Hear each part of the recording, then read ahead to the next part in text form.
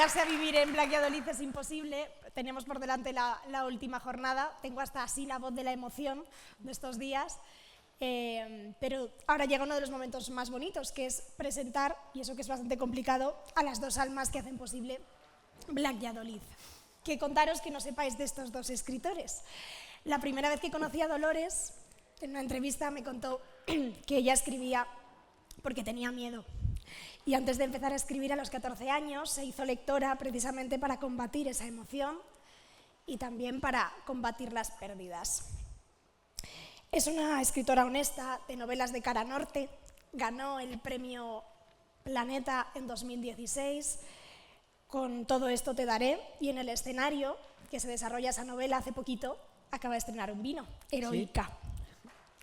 Es una de las autoras españolas más leídas y vendidas, traducidas a 39 idiomas, quizá desde que he consultado este dato hasta ahora ya hay alguno más. Y anotad una fecha, 13 de noviembre, porque publica su nuevo libro, Las que no duermen, Nash. Después seguro que le cuentas algo a César. ¿Y qué contar de César Pérez Gellida? Que los vallisoletanos no sepáis, los que no sois de aquí sois gellidistas, así que también le conocéis, es un asesino literario que a mí en particular me hace sufrir mucho, que tiene la medalla de honor de la Sociedad Española de Criminología porque reconocen su rigor y su exactitud y su realismo a la hora de diseñar esas muertes. Y digo lo de asesino porque solamente en su última novela, en Bajo tierra seca, ha dejado como una docena y media de cadáveres. Lo normal, si divides entre el número de páginas, al final es una media muy baja. Que no son más que los muertos que vas dejando, los secadores muertos que vas dejando. Porque a una media de un par de ellos al año, desde 2011, que te pones a escribir de manera profesional, sale ya un buen listado. Sí, pero sigo sin tener patrocinador de secador y mira que lo decimos y nadie se hace eco de esto. Entonces hay que repetirlo hasta la saciedad. Lo que nació como una herramienta para combatir el insomnio le ha llevado a ganar el premio Nadal por esa última novela, por Bajo tierra seca. Ha publicado ya 14 y de su primera trilogía, con la que conquistó a todos y nos hizo gellidistas, se está rodando ahora, en Memento Mori, la segunda y tercera temporada de la serie, aquí en Valladolid. Bueno, Dolores y César, aparte de esa pasión por la literatura, son como dos hermanos separados al nacer que se reencontraron en una feria del libro de Valladolid, que después se hicieron inseparables por aburrimiento en un Sant Jordi, se escabulleron juntos de una fiesta aburrida para irse ellos a montar la suya. Así que no se extrañará que por ese motivo, por querer diseñar con todo el cariño y la pasión del mundo un festival al que a ellos les gustaría que les invitaran. En mayo de 2019, César hizo un viaje a Navarra para convencer a Dolores de empezar esta aventura. Yo quiero que nos contéis cómo comienza ese sueño. Será un placer, ahora os lo contamos. Y estamos aquí celebrando la 4ª edición, ahora nos contarán los detalles de cómo se puso todo esto, en marcha, que es literatura y sexo. Y en lo que nos traen las sillas ya para que os acomodéis y empecéis a charlar con el público, yo os voy a hacer la pregunta de entre una y otra, ¿con qué no podríais vivir? Entre una y otra... ¿Literatura o sexo? Me quedo con el sexo, sí. Sí, porque es algo cotidiano, diario, 2 horas al día, como decía Santibáñez. Qué mentiroso es Santibáñez, 2 horas al día. Y sí, es que yo el sexo lo asocio a la cotidianidad, es intrínseco a la forma de relacionarse que tiene el ser humano. Y la literatura tiene que estar obligatoriamente presente, pero si tengo que quedarme con uno, pues me cago en los libros. Fahrenheit. Orgía de Fahrenheit, pero en orgía. Por ejemplo. ¿Y Dolores, tú? Es difícil, ¿eh? Es difícil porque uno es el amor y el otro es la pasión, claro. ¿Qué es cuál? El amor es la literatura y la pasión es ese señor. ¡Qué bonito! Un fuerte aplauso para Dolores Redondo, César Pérez Gellida.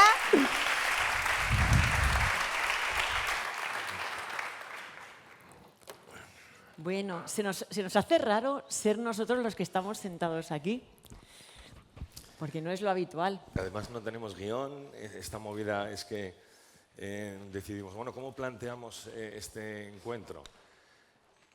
que nos hagan una entrevista, nos la hacemos nosotros, y hemos dicho, pues ni una ni otra. Yo creo que lo que debemos hacer es mantener el silencio durante 40-45 minutos, mirándonos a las caras y transmitiéndonos emociones sin hablar. Esta es la propuesta que yo os hago en esta mañana de domingo, para que, si os apetece ir a misa, mejor pues, estéis a tiempo de llegar. Bueno, Dolores, yo sí tengo varias cuestiones.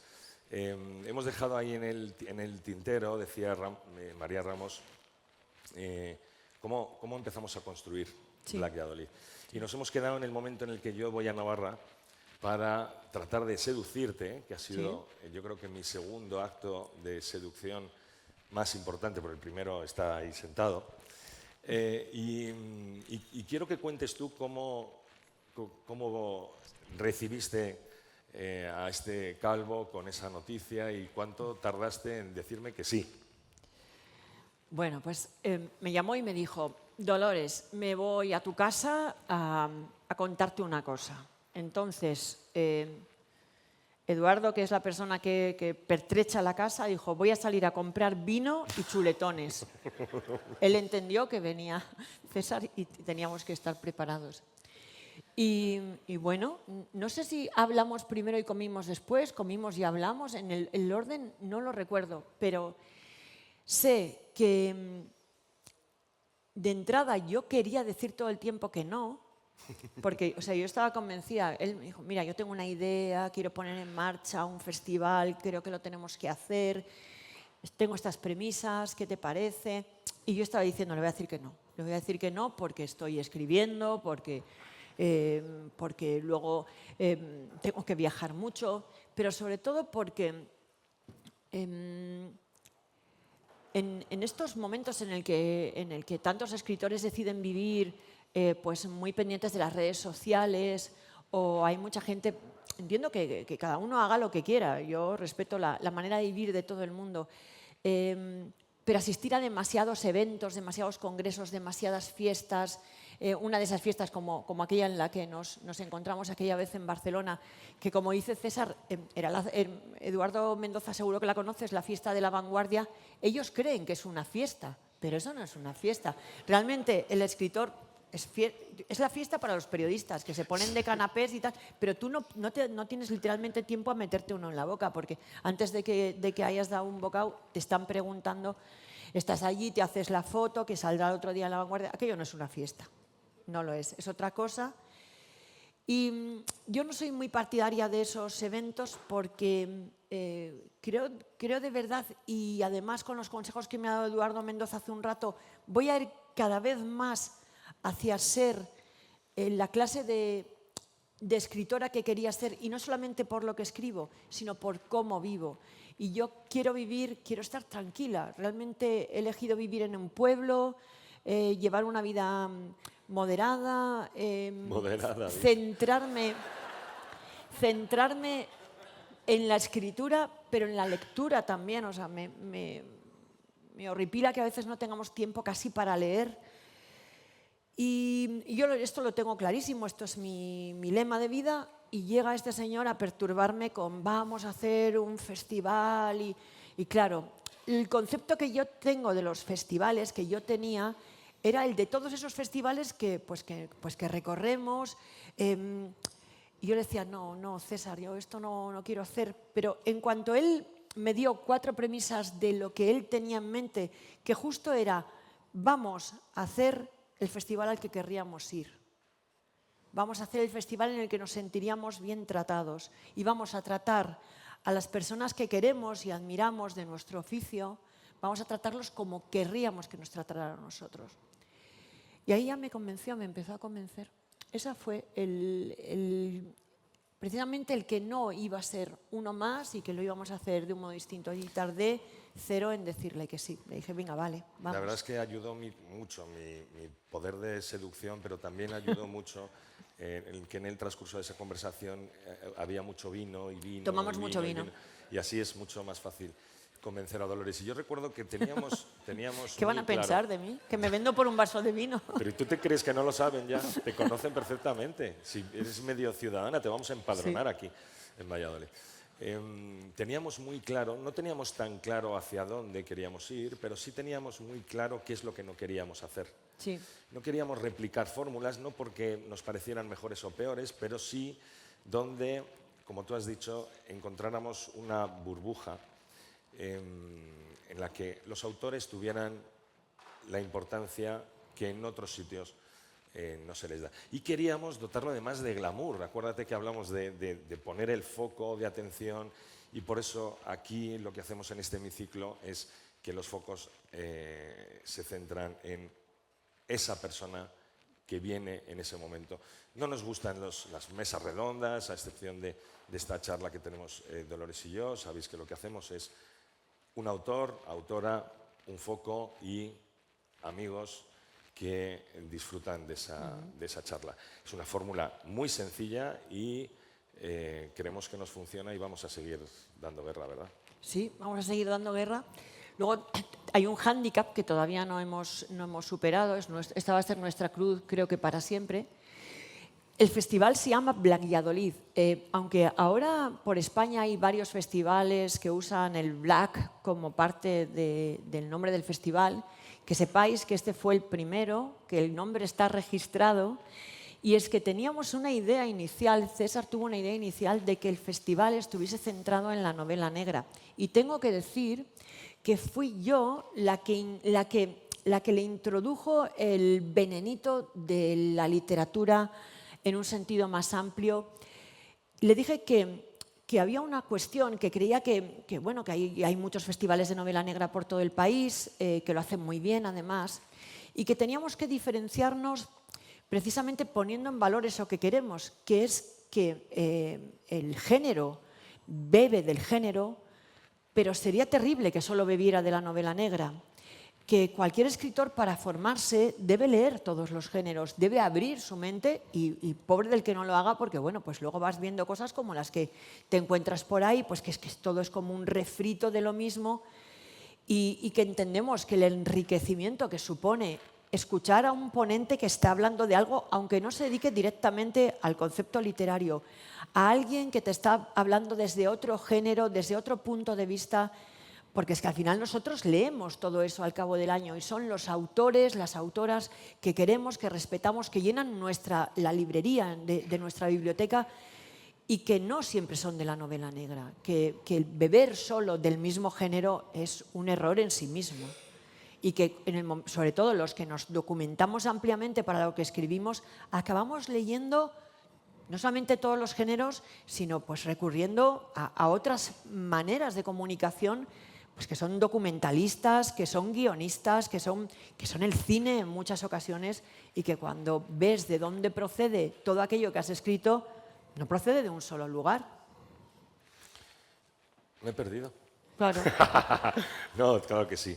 Y por cerrar este capítulo de Blackjadolid, es verdad que todos los años nos planteamos, hay un ingrediente que nos diferencia mucho, que es maridar la literatura con un aspecto que creemos que enriquece a la literatura y que se nutren de alguna forma en ambos sentidos. Literatura y crimen, por mantener quizá esa esencia original de lo que iba a ser Blackjadolid y nunca fue, literatura y vino, literatura y música, literatura y sexo. Y al final de la jornada de hoy diremos sobre qué versará el próximo Blackjadolid.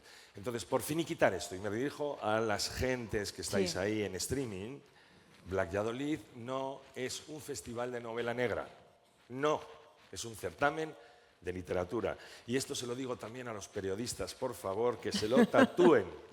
Es un certamen de literatura. Y ahora vamos a hablar de algo mucho más importante, pero antes vamos a poner aquí unas imágenes de algo que tiene mucha relación con Dolores Redondo. Voy a apartarme para que lo veáis.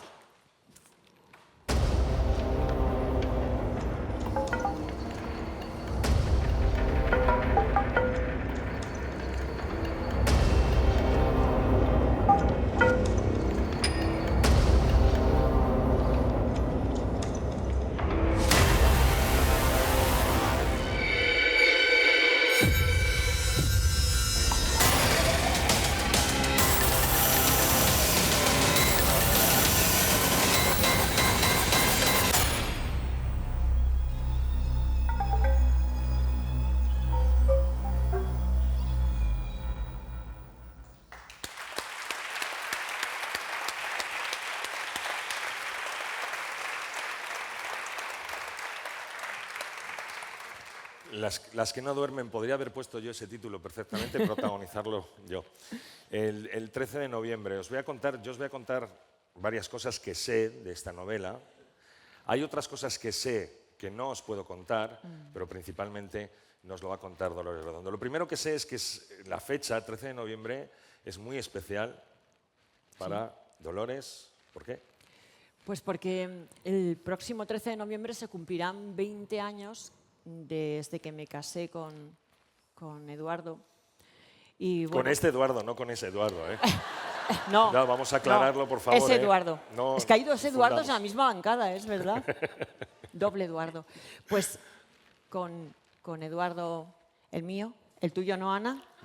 No me pienso acercar. Y es un día muy especial por eso. Pero bueno, la editorial, no, el 13, el 13. Y a mí los 13 me traen buena suerte. Así que dije, venga, vale, el 13 de noviembre. Y eso es en primer lugar, una de las No sé si ha sido casual o No, ha sido ha sido casual. Si ellos me propusieron el 13 y al principio le dije, jo, el día de mi aniversario, que yo esto lo celebro y además voy a cumplir 20 años y quería llevármelo a un hotelito y tener un encuentro. Y, a ver, si llevas 20 años casado, o es eso o todo lo contrario. Totalmente. Así que mejor Ahora, que sea ahora eso. entramos en el capítulo de sexo, Eduardo, no te preocupes. Sé otra cosa más sobre las que no duermen y es que va a ser con toda certeza la novela más vendida, más importante en esta campaña de Navidad. Dolores eso todavía no lo sabe, pero yo sí, y como sé más que tú, pues ya lo adelanto. Pero me gustaría que les hablaras también del título. ¿Por qué ese título y por qué? A mí me intriga mucho ese Nash que acompaña a las que no duermen. Vale, las que no duermen es un concepto que tengo muy interiorizado desde pequeña, porque a mí siempre me ha gustado muchísimo la noche y me gustaba hacer cosas de noche. O sea, mi estado natural, es verdad que en los últimos años y a partir de que tuve hijos, eso lo tuve que reconvertir, pero mi estado natural ha sido pintar, dibujar, leer, escuchar la radio, lo que fuera de noche menos dormir. Pero incluso hacer cosas por la casa, levantarme y ponerme a hacer cosas. Y recuerdo que en mi casa mi abuela me decía, hacer cosas de noche es de brujas, de noche se duerme.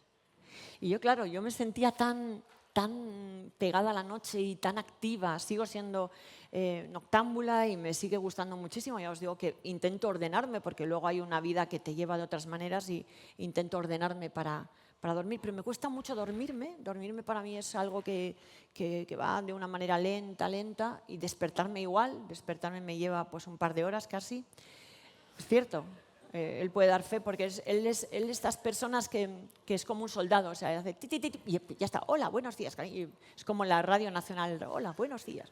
Y yo, pues no, vete, déjame, necesito otro espacio. Y dormirme es lo mismo. Si yo quiero hablar con mi marido y le quiero contar algo por la noche, tengo que lavarme los dientes primero y esperar en la cama así para contárselo, porque si él llega primero a la cama un minuto antes que yo, cuando llegue está dormido. ¿Y el sexo? Uy, perdón, no quería verbalizar esta. Claro, si dientes, dormir. Entonces, la noche, las que no ¿Cómo ha cambiado de duermen, tema, las actividades nocturnas, el permanecer despierta durante la noche, el tener esa ligazón a la luna, a las estrellas, al oscuro, a la noche y a permanecer despierta y hacer cosas de noche. Es algo que tendréis que ir viendo, que tendréis que ver la importancia que tiene en la novela, pero desde luego está ligado a ese concepto de que no duermes y de que estás despierta y que una mujer que no duerme durante la noche siempre da la sensación de que está maquinando algo. Y bueno, pues es verdad, en cierto modo es verdad. Nash. Y por eso, Nash. De Nash os voy a explicar quién es. Nash es la protagonista de mi próxima novela. Es un personaje femenino, nuevo, que no habéis conocido hasta ahora. Y Nash es psicóloga forense. Estoy segura de que con Nash vamos a abrir un capítulo diferente del modo de abordar la investigación. Y NASH, concretamente, son las siglas que corresponden a algo que procedo a explicaros, en parte a la labor del psicólogo forense. Los psicólogos forenses no se les llama para todas las autopsias, para la mayoría no hacen falta porque los patólogos, el médico forense, mediante analíticas, químicas y demás, pues llegan a la conclusión de la causa de la muerte. Pero en ocasiones, cuando no hay cadáver, cuando el cadáver está muy deteriorado, cuando ha pasado mucho tiempo entre el momento en que se produce y el hallazgo y demás, pues el estado del cuerpo no permite dilucidar del todo las condiciones en las que aparezca el lugar, no permite dilucidar del todo la causa de la muerte. Y entonces entra el psicólogo forense. Y realmente un psicólogo forense es el psicólogo del muerto. Y lo que se dedica es a conocerle como si estuviera vivo, a tratarle como a un paciente vivo y a introducirse en su vida, a saber qué música escuchaba, qué lecturas hacía, con quién se relacionaba, cómo eran las relaciones a su alrededor, cómo era su vida sexual, qué compraba, qué páginas visitaba, porque eso ayuda enormemente a entender cuál era el estado mental de esa persona en el momento de su fallecimiento. Y esto nos da muchas pistas de cómo puede haber muerto, porque evidentemente alguien que ha muerto de forma accidental no tiene el mismo estado psicológico si ha muerto escalando en la montaña que alguien que planea suicidarse. No es lo mismo el de alguien que está planeando seguir con su vida y de pronto le asesinan. No es lo mismo. Y es verdad que ese tipo de autopsia forense en ese momento puede ser lo único que dé luz y además que ponga el foco sobre quién ha sido responsable de su muerte. NASH son las siglas que se corresponden al código que los forenses aplican a la hora de adjudicar las causas de la muerte. Natural, accidental, suicidio, homicidio. Hay una más, que es la I. La I es la que suelen intentar no adjudicar nunca, que es indeterminado. Dejar como indeterminada una causa de muerte es un pequeño fracaso y a veces ocurre que es por las condiciones en que está, es imposible dilucidar la causa. Pero creo que un psicólogo forense es fascinante, es una figura que en otros países está a la orden del día y bueno, luego aparte tiene un montón de aspectos como ser humano, como mujer, que iréis descubriendo en la novela, pero espero que os fascine la mitad de lo que me fascina a mí. ¿Y por qué un personaje tan potente que conlleva una construcción tan compleja, decides matarlo al final de la novela? No le hagáis ni caso. No le hagáis ni caso. Bien, sabemos que la expectativa es muy grande, que tienes una campaña de promoción ya en la cabeza, pero ¿qué nos puedes contar de esa campaña de promoción? ¿Por dónde? Pues quizá lo más importante es que voy a seguir tu consejo, Eduardo, el consejo que me has dado antes. Lo primero que os voy a contar es que voy a revelaros parte de algo que os contaba con la anterior novela. Ya con la anterior novela os decía que estaba preparando una sorpresa, que era algo a lo que quería llevaros con los ojos cerrados, que cuando llegara el momento os lo iba a revelar. Y lo que tengo que contaros ahora es que Las que no duermen, NASH es el principio de un cuarteto de novelas, estamos en un cuarteto de novelas que no necesariamente están relacionadas entre ellas, sí que tienen un elemento común que iréis descubriendo si decidís seguirme en esta aventura. Pero lo más importante es que no va a haber mucha distancia entre una novela y otra. Y a mí me gusta escribir en mi casa. Yo escribo en modo abuela. A mí me gusta mantita aquí, chimenea ahí, ordenador aquí, las notitas. Escribo parte a mano. No sé si sabéis que yo escribo mis novelas primero a mano, luego las paso al ordenador. Entonces, bueno, ahí necesito mi tiempo y mi espacio. Así que la noticia más importante de esta gira es que casi no va a haber gira. Empezaré presentando la novela, habrá una presentación el 18 de noviembre en San Sebastián, en mi ciudad. Voy a empezar por allí porque Nash es donostiarra, como yo.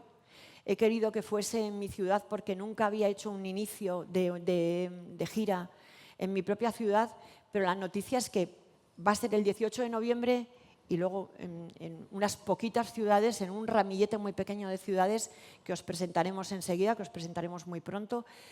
Pero eso, 18 de noviembre San Sebastián, si os queréis ir pensando en la posibilidad de estar allí, me encantará que me acompañéis, pero habrá muy poquitas. La noticia de esta gira es que casi no habrá gira porque me tengo que ir a mi casa a escribir, porque necesito daros muy pronto esto, porque cuando algo forma parte de un proyecto como este, en primer lugar yo tengo una necesidad terrible de volcarlo, de sacarlo, de llevarlo con un ritmo, y luego porque entiendo que es a los que os comprometáis con esto y queráis seguirme, no puedo haceros esperar. Creo que es criminal hacer esperar a un lector 3 años o 6, como bueno, conocemos casos, todos estamos esperando resoluciones de series o la siguiente novela de una entrega que tarda, que no llega.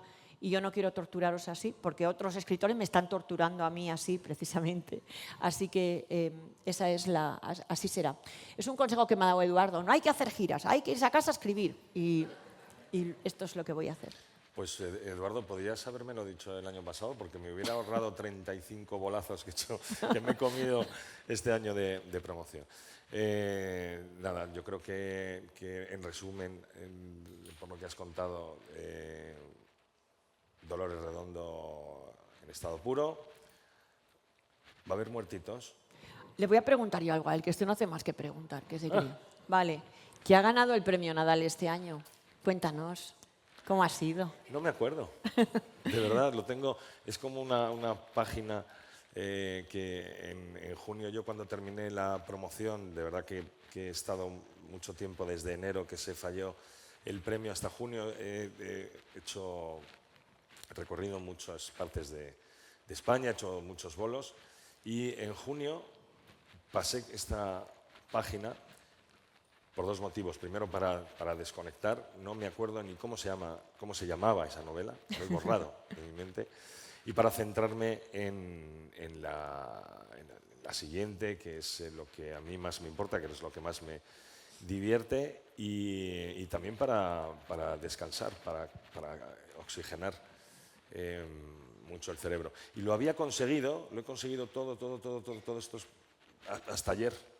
Ayer por la noche. Porque llevamos a cenar a un tipo, a Santiago Díaz se llama, está ahí, y no se quería ir a casa. El cabrón, no había forma de llevarla a casa. Entonces he conseguido oxigenar mi cerebro hasta ayer. No, la verdad es que no, que fui yo el que le dije no te vas a casa, no te vas a casa, no te vas a casa. Bueno, un aplauso para Santiago Díaz, que ayer intervino.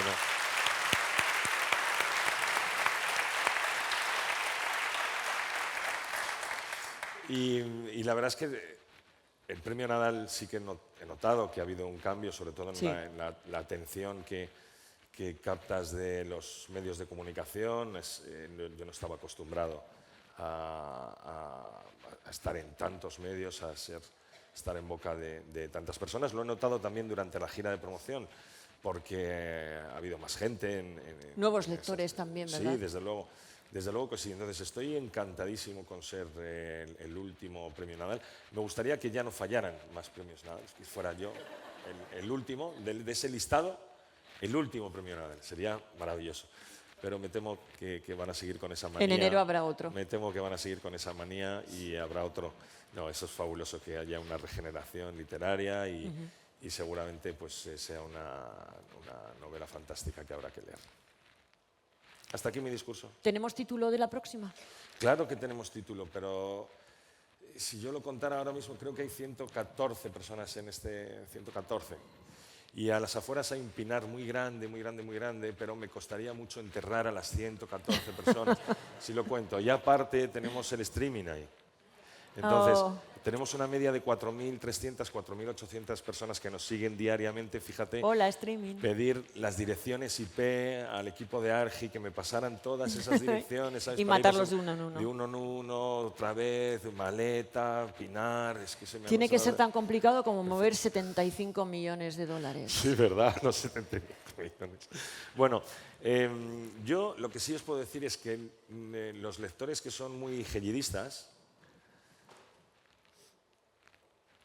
saben hasta el título de la novela, no ni siquiera de qué va, sino que saben hasta el título de la novela. Entonces, si estáis muy, muy, muy interesados, lo único que tenéis que hacer es poneros a pensar y seguro que lo adivináis. Lo deducís. Se publicará el año que viene. Yo este año, esto es lo que más feliz me hace Poder decir, este de año mi ya. existencia ahora mismo, de mi calva.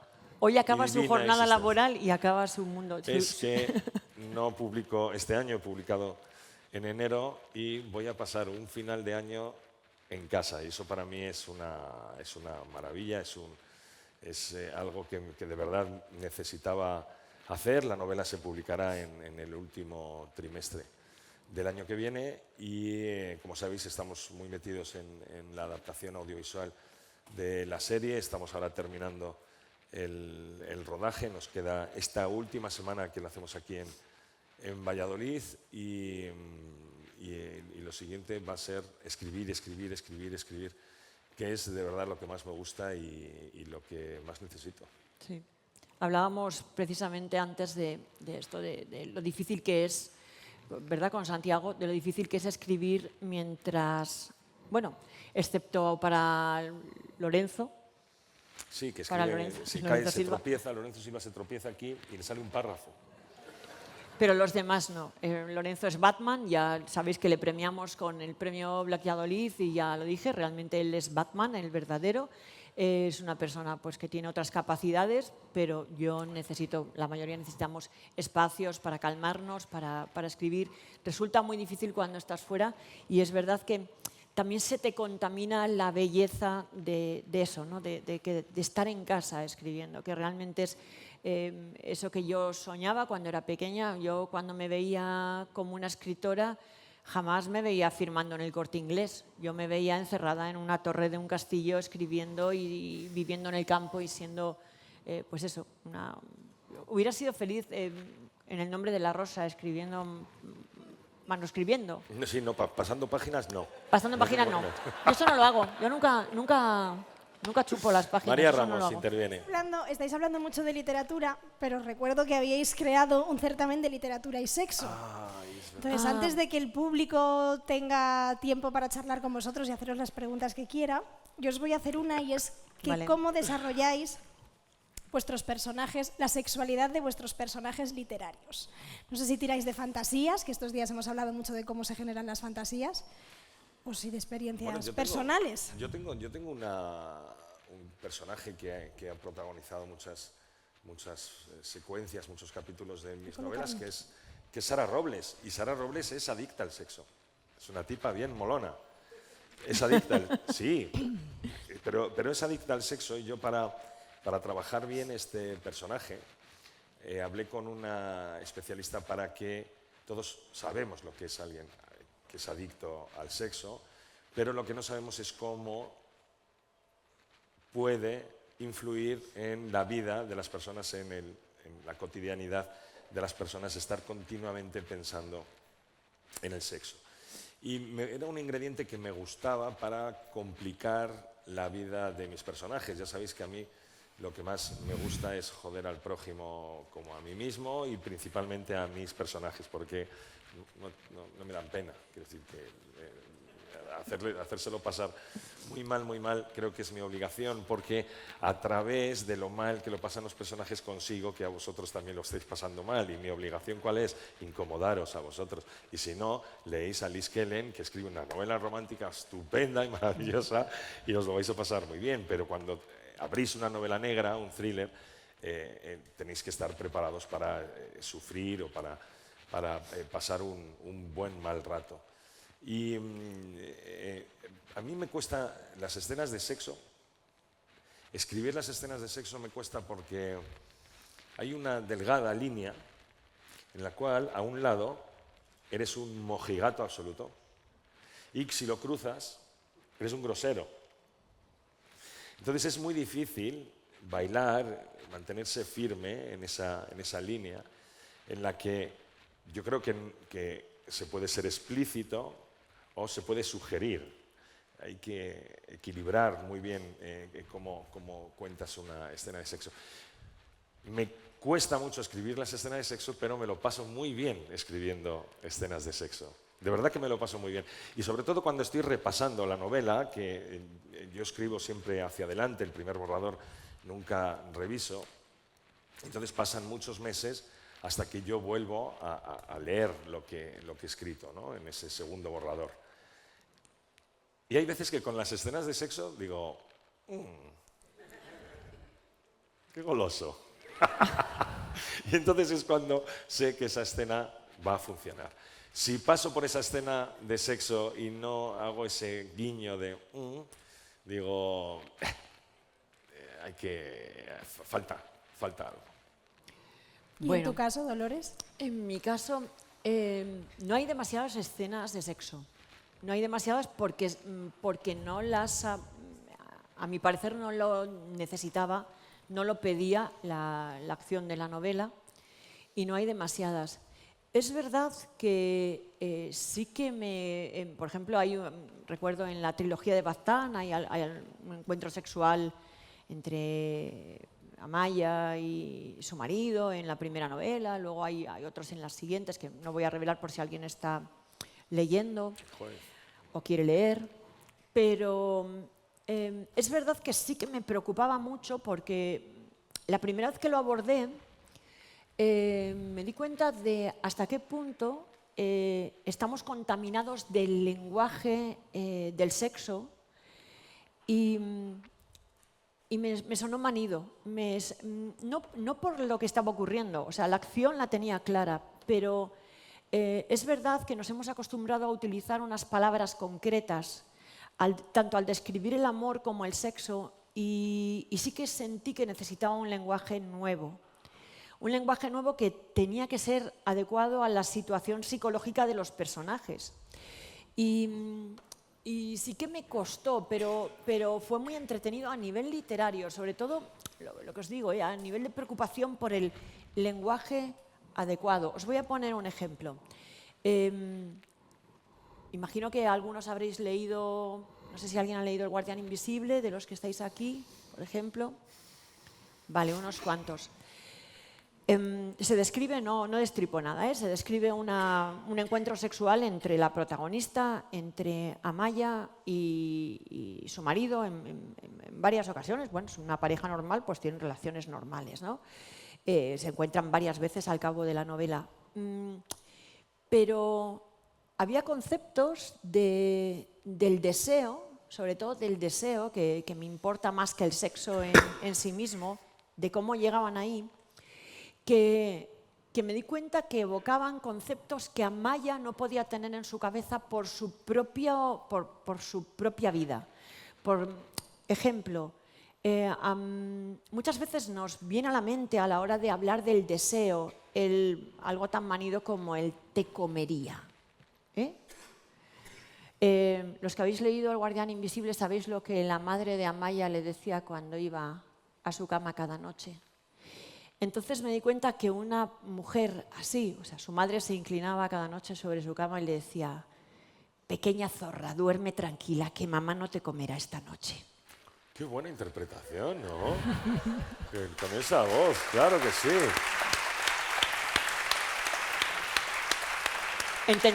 ¿Entendéis que alguien que lleva esto a la espalda es muy difícil que nunca establezca una relación entre el deseo hacia alguien que ama, además, con comérselo, ni vivo, ni muerto, ni de ninguna manera, ni devorarlo, ni morderlo, o sea, todo eso queda fuera.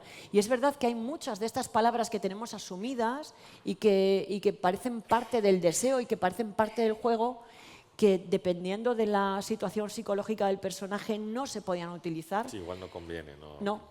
Claro, te voy a comer, y coño, sales corriendo. Devórame otra vez. Claro, Esa no, es esa que canción depende tampoco. quién te diga te voy a comer, pues sales corriendo o Aníbal Lecter, te voy a... Dices, no. Muy bien, amigos. Ahora Es sí, no sé si hay vuestro gente turno. que quiera preguntarle a César y a Dolores.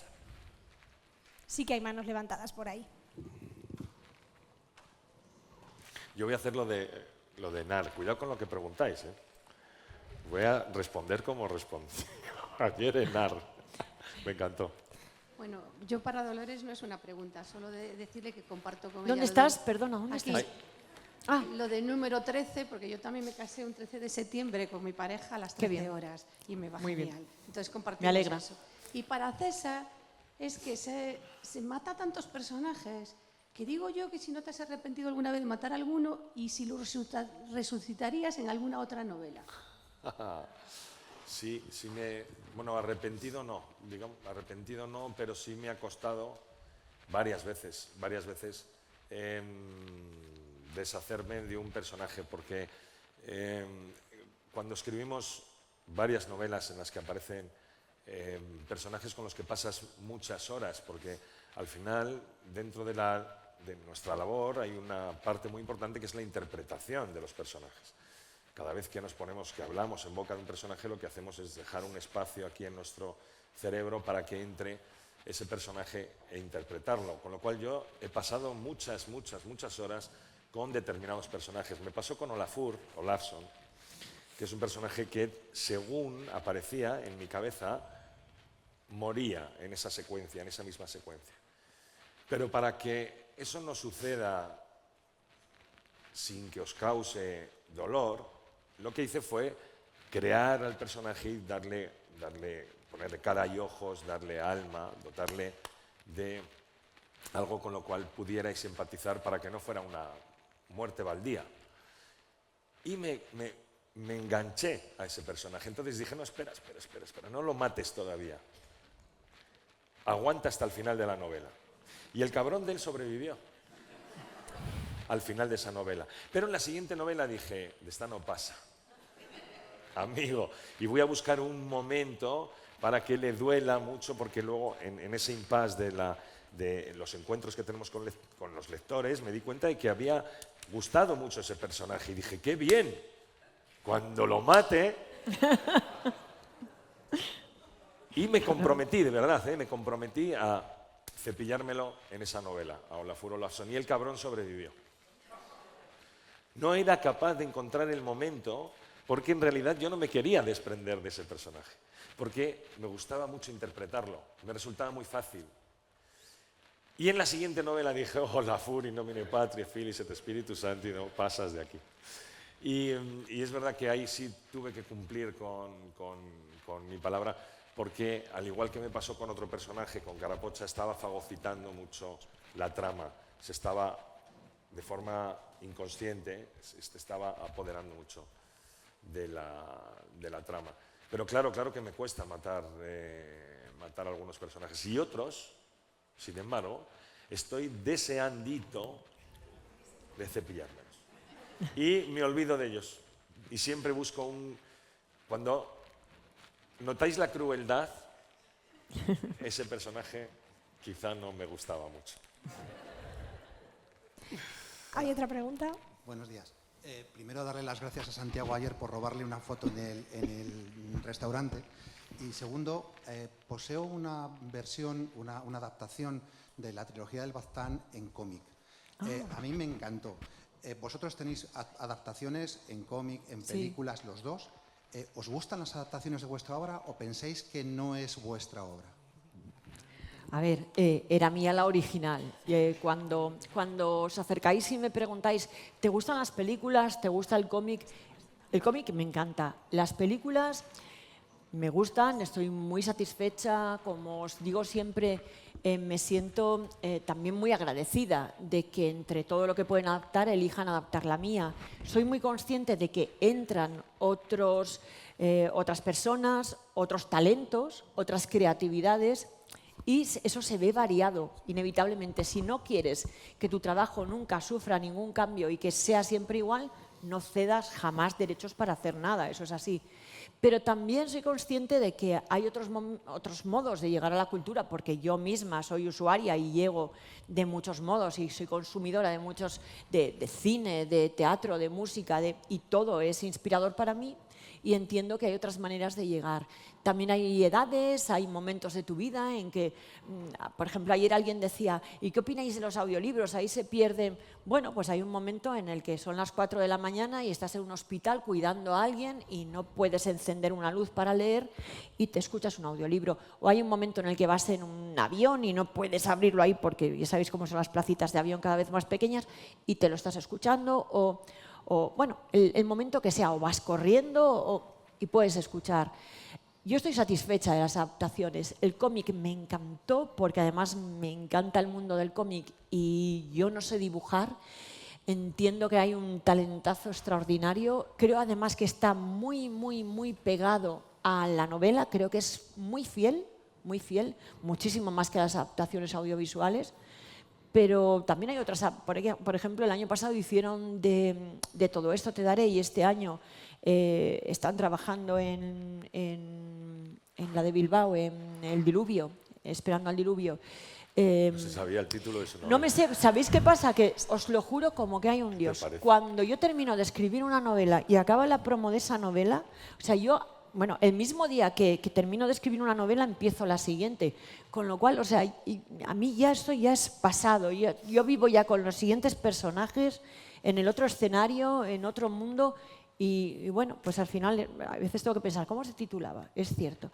Y ahora lo que os estaba diciendo es que además del audiolibro han hecho una audiodramatización sonora, que viene siendo como una telenovela de aquellas que escuchaban nuestras abuelas llevan banda sonora, hay distintos lectores, actores que interpretan a los personajes, hay sonidos de puertas que se abren, de las cosas que se caen, del viento, de la lluvia.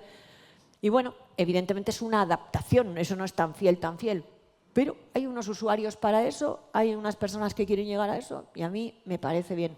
Ahora, ¿queréis la auténtica, la verdadera y que sea como la que escribí yo? Pues ahí tenéis siempre el libro para volver a él.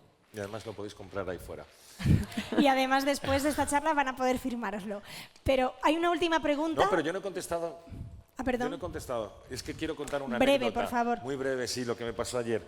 Yo estoy muy contento con las adaptaciones, porque además, como soy partícipe del equipo de guión, estoy muy, muy, muy contento. Ayer, en la calle, llegó un grupo de chicas, una me dice, haz esa tal. Qué bueno. ¿Nos podemos hacer una foto? Yo, claro, nos podemos hacer una foto. Y entonces la chica que hacía la foto no sabía quién era yo, ni tenía por qué saberlo. Y entonces ella hace la foto y le pregunta a la otra, ¿quién es? Y dice la otra, es el director de Memento Mori. Ella pensaba... Ella sabía que era el escritor, pero en lugar de decir el escritor, dijo el director de Memento Mori. Y la otra se me acerca y me dice, tenía que decírtelo, es mucho mejor la serie que la novela. Me encantó.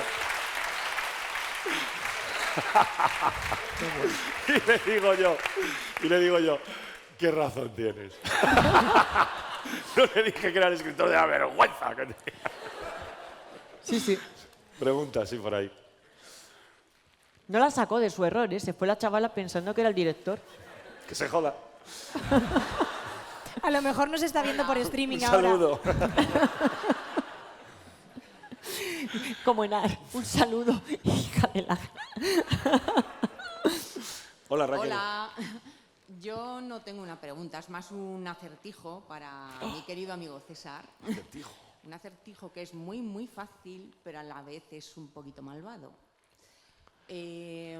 Premio literario que el señor Mendoza y la señora Redondo sí, y Gellida no. No, todavía.